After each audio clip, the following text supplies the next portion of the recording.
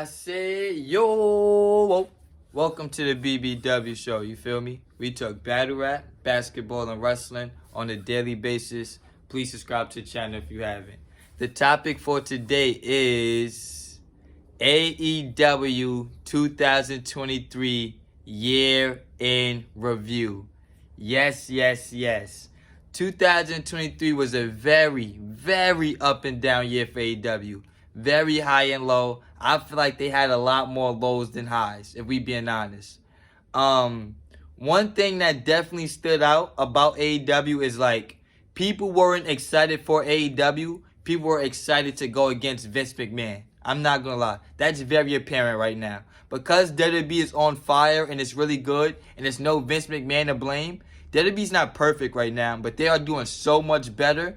It's like now people are like, oh man, AEW is not that. It's not that. Where's AEW storylines? Where's this? Where's that?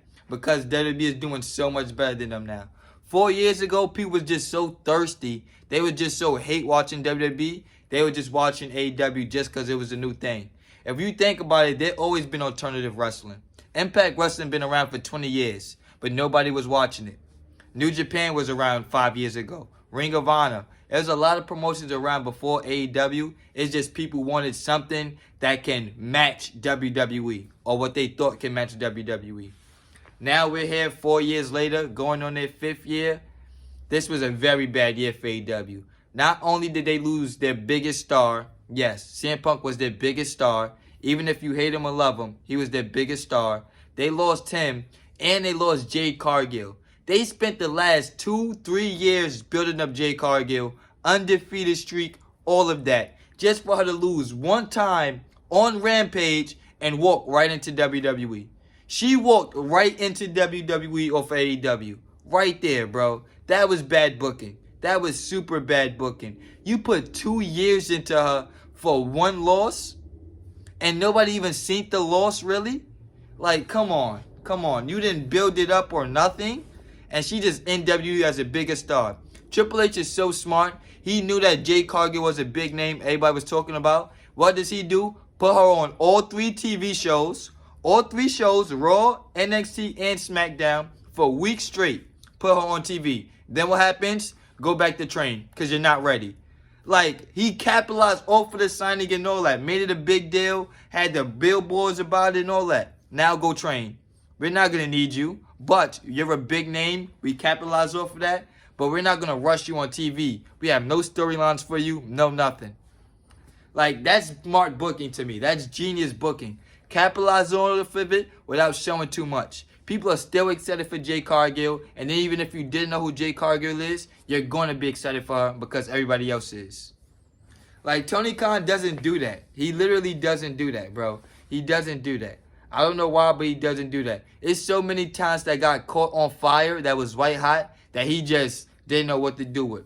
Wardlow, Eddie Kingston, The Acclaim, Swerve Strickland, I mean. Like, it's so many people that was white hot the fans was loving, and he did nothing with them. So, and then, look at the signings he's made. Look at the signings. One, he's letting all the AEW originals go.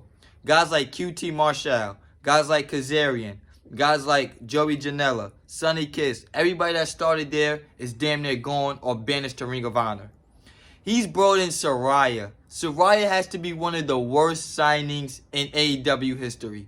She has done nothing. She had a title reign that went nowhere. They literally put the belt on her just for the Wembley show. She doesn't wrestle. She's not in no major storylines, nothing. And I know they're paying Saraya mad money. That's one. 2, they re-signed the Elite before they even have a bidding war. I know WWE didn't even have a chance to give the Elite their contract. He re-signed the Elite to major deals before their contracts even came up. That's highway robbery. WWE was not going to offer the Elite what Tony Khan offered them. Why? Because it's 4 years later, and the Elite is definitely 4 years colder than it was 4 years ago. So that way was a waste of money. 3, Edge. You brought in Adam Copeland. I know you paid him big bucks. You paid him big money. For what? Edge is like 40-something years old. Like, he's a good wrestler. He's a great promo. But for what? For what? Edge in AEW doesn't even feel right. It doesn't feel right. It's not. Like, there's certain matches I want to see, but there's certain matches I don't care about. I do not want to see Edge interact with the Hardy Boys. You feel me? Ric Flair, the Hardy Boys, that was a bad signing. You feel me? They have done nothing with the Hardy Boys. Nothing with them. Nothing, absolutely nothing. Ric Flair, you signed Ric Flair, who barely's on television, barely got the woo energy, all of that, bro. It's like you are just making bad signings just to sign people. This was the year AEW definitely became TNA. How TNA was just signing anybody off of WWE television, AEW was doing that exact same thing. The exact same thing. And then guys was using this as like a part-time job. Could go right back to WWE. Case in point, Andrade. Andrade was in WWE, requested his release, went to AEW and has done nothing. Literally nothing. I can't remember nothing great about Andrade run besides having different managers. First he had Vicky Guerrero, then he had Chavo Guerrero, then he had Jose, then now he has CJ Perry. It's like, bro, Andrade's about to walk right back onto WWE television. It's like, bro, you are just signing people that don't care about AEW, that don't want to be there, that's not bringing nothing to the company. Come on, man. But the one good thing about AEW this year was the Wembley show. They had Wembley Stadium, you feel me? That was the only great thing about that. And I'm expecting that to be a yearly thing. They definitely are back in Wembley before WWE took that over. WWE was going to take that over with the Triple H regime, but now AEW's in there. I don't see WWE going to Wembley Stadium. I don't see them doing that. That's going to be AEW's little annual thing that they can have every year. Every year they can have Wembley Stadium. But other than that, there's been no positives from AEW. Great matches. That's it. They had good matches. That's really it, bro. The women's division sucks. The tag team division sucks. The trios division sucks. It's like, bro, what division is thriving right now in AEW?